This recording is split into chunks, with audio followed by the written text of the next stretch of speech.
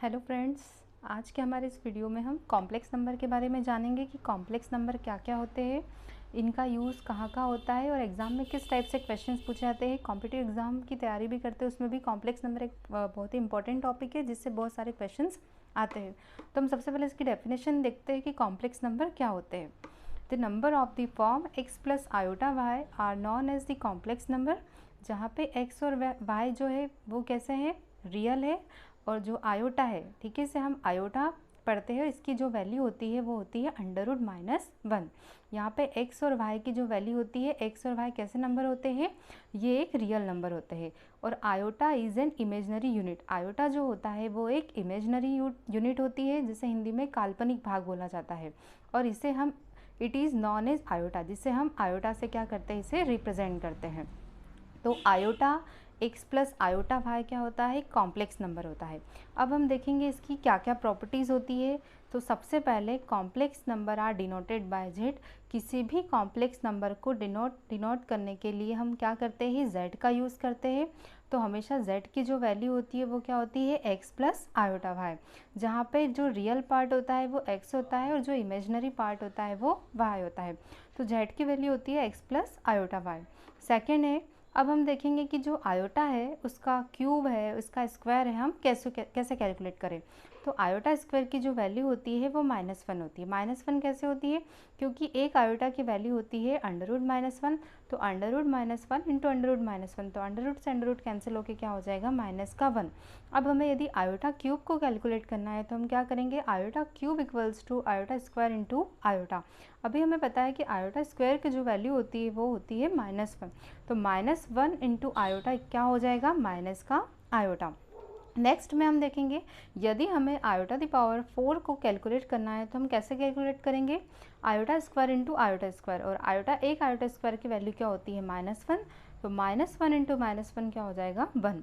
वैसे यदि हमें आयोटा द पावर 4n को कैलकुलेट करना है, यहाँ n की वैल्यू कुछ भी हो सकती है 1 से लगा के इन्फिनिटी तक, तो जब भी ये 4 के मल्टीपल में होगा तो इसकी वैल्यू हमेशा क्या होगी, 1 होगी।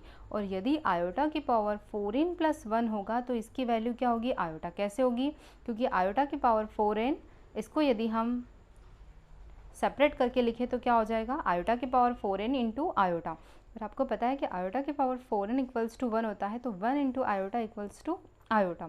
आयोटा की पावर 4n प्लस 2, तो आयोटा की पावर 4n की वैल्यू 1 है, तो आयोटा स्क्वायर की वैल्यू क्या हो जाएगी, यहाँ पे क्या बच गया, आयोटा स्क्वायर, और आयोटा स्क्वायर की वैल्यू आपको पता है क्या होती है, -1।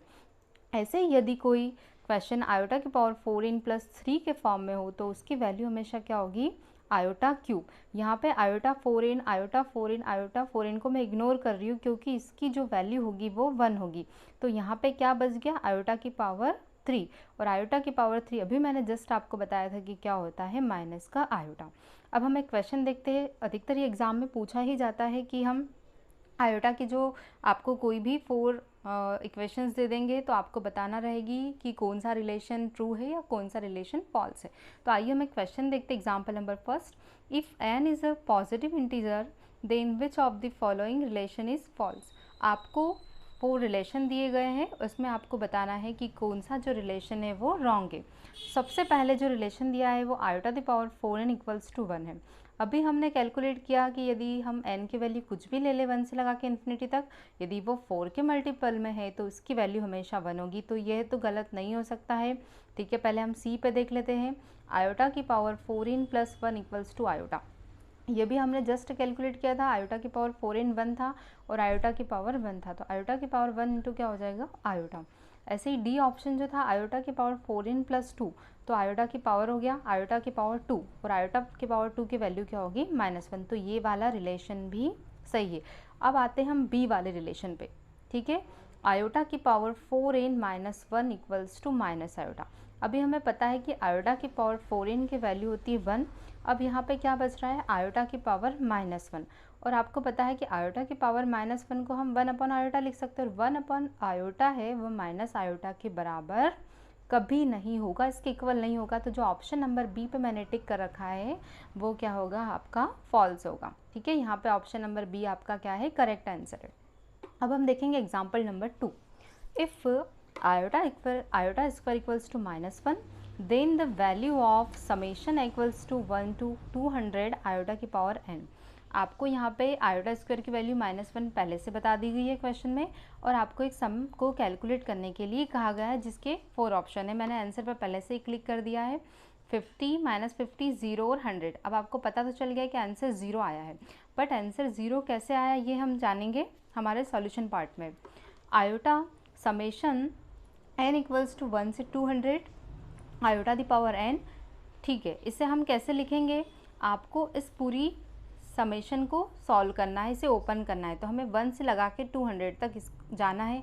तो सबसे पहले n की वैल्यू 1 रखेंगे तो आयोटा, फिर n की वैल्यू 2 रखेंगे तो आयोटा की पावर 2, फिर 3 रखेंगे तो आयोटा की power 3, plus days days days days कहाँ तक जाएंगे, आयोटा की पावर 200 तक। अब आपको दिख रहा है ये कोई सीरीज़ बन गई है, और ये सीरीज़ कैसी है, जीपी है, जियोमेट्रिक प्रोग्रेशन है। तो देखेंगे कि यहाँ पे a और r की वैल्यू क्या क्या होगी। ये आपको एक दिख रही है, ये सीरीज़ कैसी है, जीपी है। अब जीपी में हमको पता है जो इसकी फर्स्ट टर्म होती है वो a होती है, ठीक है, a इक्वल्स टू i। यदि आपको r फाइंड आउट करना रहता है तो हमेशा क्या करेंगे, सेकेंड वाले टर्म में फर्स्ट वाले टर्म का डिवाइड करना है। जब भी आपको कोई जीपी दिया हो और इसका r फाइंड आउट करना हो तो आप क्या करेंगे, उसके सेकेंड वाले टर्म में फर्स्ट वाले टर्म से डिवाइड करना है। तो r equals to iota square upon iota, iota से आयोटा स्क्वायर कैंसिल, तो r की वैल्यू क्या हो गई, आयोटा। और जो आयोटा है वो क्या है, <<1 है, क्योंकि आयोटा की जो वैल्यू होती है वो क्या होती है, √-1। तो यहाँ पे √-1 कैसा है, 1 से छोटा है। तो यहाँ पे r की वैल्यू कैलकुलेट होकर क्या हो गई, आयोटा। इसके लिए हम ये फार्मूला अप्लाई करेंगे। एक्चुअली यहाँ पे भी 2 फार्मूले होते हैं। यदि r की वैल्यू >1 है तब हमें इस फार्मूले की जगह दूसरा फार्मूला अप्लाई करना पड़ेगा, लेकिन यहाँ पे हमारे क्वेश्चन में r की वैल्यू जो है वो क्या है, <<1 है, इसलिए मैं ये वाला फार्मूला अप्लाई कर रही हूँ। Sn equals to a bracket में 1 - r⁴n अपॉन 1 - r। अब हमें पता है कि जो a की वैल्यू है वो क्या है, आयोटा है, r की वैल्यू क्या है, आयोटा है। तो 1 - r⁴200 अपॉन 1 - आयोटा, आयोटा 1 - अब आयोटा दी पावर 200, तो आयोटा दी पावर 200 क्या है, 4n, ठीक है। ये भी क्या है, 4 का मल्टीपल है, 200 भी क्या होता है, 4 का मल्टीपल होता है। तो 4 × 50, 4 × 50 करेंगे तो क्या हो जाएगा, 200 हो जाएगा, ठीक है। और हमें पता है कि जो आयोटा दी पावर 4n होता है वो क्या होता है, 1 होता है।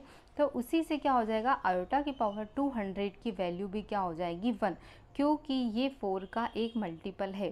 तो 1 - 1 क्या हो जाएगा, 0। तो ये पूरे समेशन की वैल्यू हमारी क्या आ जाएगी, 0 आ जाएगी। मेरे हिसाब से आपको ये क्वेश्चन समझ में आ गया होगा, क्योंकि बहुत ही सिंपल है। इसमें एक जीपी यूज़ हुआ है, बाकी कुछ नहीं करना है। हमको ए और आर यदि पता है तो हम उस समेशन में जीपी का फॉर्मूला लगा के उससे आसानी से सॉल्व कर सकते हैं। अब हम एग्जाम्पल नंबर 3 देखते हैं। ये भी बहुत मोस्ट टाइम पे क्वेश्चन है, ये भी अक्सर एग्जाम में और 12th में पूछा ही जाता है। The value of iota the power 592 plus iota the power 590 plus iota the power 588 plus iota the power 586 plus iota the power 584, और डिनोमिनेटर में भी कुछ वैल्यूज़ दे रखी है, और माइनस का क्या है यहाँ पे 1। अब इसको कैसे सॉल्व करेंगे, यहाँ पे थोड़ा सा हमें दिमाग चलाना होगा, देखना होगा कि कैसे इसको सिंपल करें। तो आप देख रहे होंगे कि जो ऊपर वाला न्यूमरेटर है और नीचे वाला डिनोमिनेटर है, इन दोनों की जो वैल्यूज़ है वहाँ पे 10 का डिफरेंस मिल रहा है। यहाँ पे आयोटा दी पावर 592 है और यहाँ पे 582 है। वैसे यहाँ पे 590 है या 580 है, 588 है, यहाँ पे 570 है। तो सभी में क्या हो रहा है, 10 का हमें डिफरेंस मिल रहा है। तो हम क्या कर सकते हैं, न्यूमरेटर वाले पार्ट में से आयोटा दी पावर 10 को क्या कर लेंगे, कॉमन ले लेंगे। तो अंदर क्या बचेगा, iota the power 582 plus iota the power 580 plus iota the power 578 plus 576 plus 574, और डिनोमिनेटर में यह रहेगा। और यहाँ पे माइनस का 1 साथ में लेके चलना है, ऐसा नहीं कि इसे इग्नोर कर देंगे, वरना आपका क्वेश्चन क्या रॉन्ग हो जाएगा और आपका आंसर नहीं आएगा। इसलिए -1 को आपको लेके चलना है, इसको इग्नोर नहीं करना है, ठीक है। अब न्यूमरेटर और डिनोमिनेटर दोनों कैसे हो गए, सेम हो गए। तो इन दोनों को हम क्या कर सकते हैं, कैंसिल कर सकते हैं। यहाँ पे क्या बच रहा है, आयोटा द पावर 10 - 1। अब आयोटा द पावर 10 को क्या लिख सकते हैं, आयोटा द पावर 2 × 5, क्योंकि 5 × 2 क्या होता है, 10 होता है। तो आयोटा स्क्वायर की पावर 5। तो आयोटा स्क्वायर हमको पता है, अभी हमने जस्ट फाइंड आउट किया था कि आयोटा स्क्वायर की जो वैल्यू होती है -1, तो -1 × 5 -1, तो -1 और -1 क्या हो जाएगा, इसका आंसर मिल जाएगा हमें -2। अब हम इसका एक और पार्ट देखते हैं।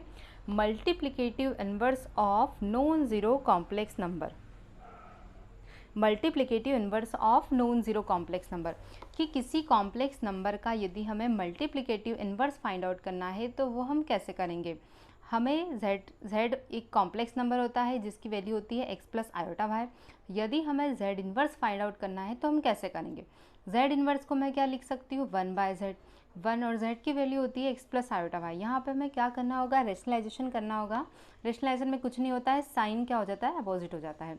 तो x प्लस आयोटा वाई यदि नीचे है तो यहाँ पे हो जाएगा x minus iota y upon x minus iota y. तो x minus iota y upon क्या हो जाएगा, यहाँ पे आप एक फॉर्मूला बन जाएगा a प्लस बी और a माइनस बी का। a प्लस बी और a minus b equals to हो जाता है a square minus b square. तो यहाँ हो जाएगा a square minus b square.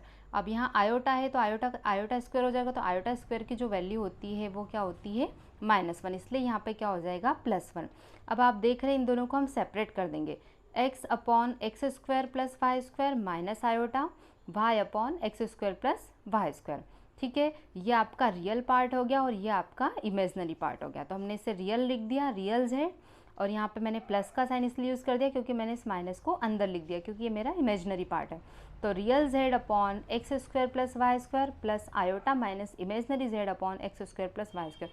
और हमें पता है कि x square plus y square क्या होता है, मॉड z का स्क्वायर, क्योंकि मॉड z की वैल्यू जो होती है वो होती है mod z equals to under root x square plus y square. तो यदि हम इसका स्क्वायर करेंगे तो क्या मिल जाएगा हमें, x square plus y square. तो ये हमें कभी भी किसी क्वेश्चन का यदि मल्टीप्लिकेटिव इन्वर्स फाइंड आउट करना है तो हमें हमेशा यही फॉर्मूले का यूज़ करके हम किसी भी क्वेश्चन को आसानी से सॉल्व कर सकते हैं। आइए हम इसका भी एक क्वेश्चन देख लेते हैं कि कैसे सॉल्व करेंगे। एग्जाम्पल है, if z equals to -3 + 2 iota then 1/z is equals to. आपको z की वैल्यू दी गई है और आपको 1/z को क्या करना है, फाइंड आउट करना है। सो क्या करेंगे हम लोग, z इन्वर्स फाइंड आउट करने के लिए सबसे पहले तो मैंने इसका फॉर्मूला लिख दिया है ताकि मुझे समझ में आ जाए कि मुझे क्या क्या क्वेश्चन में करना है। किसी भी क्वेश्चन को सॉल्व करने के लिए सबसे पहले हमें ये जानना जरूरी है कि उस क्वेश्चन को सॉल्व करने का जब हम करेंगे तो उस फॉर्मूले में हमें किस किस चीज़ की रिक्वायरमेंट होगी। तो यहाँ मुझे रियल z, इमेजनरी z और मॉड z, 3 चीज़ों की ज़रूरत है। तो हम देख सकते हैं कि जो मेरा रियल z है वो हमारे क्वेश्चन में क्या है, रियल पार्ट है वो -3 है, इमेजनरी पार्ट है वो क्या है, 2 है। अब मॉड z कैसे निकालेंगे, mod z equals to under root a square plus b square. तो माइनस का 3 स्क्वायर प्लस 2 स्क्वायर, तो 3 का स्क्वायर 9 प्लस 2 का स्क्वायर 4, 9 और 4 कितना हो जाएगा, 13।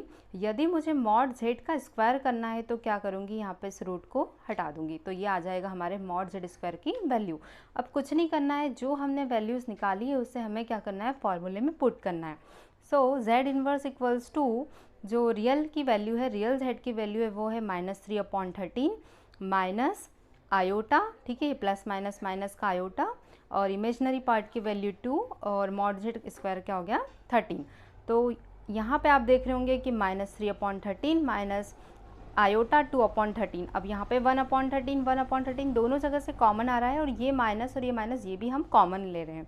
तो यहाँ पे आ जाएगा माइनस का 1/13 और ब्रैकेट में वैल्यू मिल जाएगी आपको 3 + 2 आयोटा। ठीक है, इस प्रकार हमने z इन्वर्स, मल्टीप्लिकेटिव इन्वर्स कैसे फाइंड आउट किया ये अब आप लोग सीख चुके होंगे और इसकी वैल्यू हमें क्या मिली। यदि आपको मेरा ये वीडियो पसंद आया हो तो प्लीज़ इसे लाइक कीजिए, शेयर कीजिए और इस चैनल को सब्सक्राइब करना ना भूलें। और मैं जल्दी आपके लिए इसका सेकंड पार्ट भी लेके आऊँगी जिसमें मैं आपको पोलर रिप्रेजेंटेशन और वेक्टर रिप्रेजेंटेशन के बारे में बताऊँगी कि किसी भी कॉम्प्लेक्स नंबर का पोलर रिप्रेजेंटेशन और इसका वेक्टर रिप्रेजेंटेशन कैसे करेंगे। ठीक है, ओके, थैंक यू।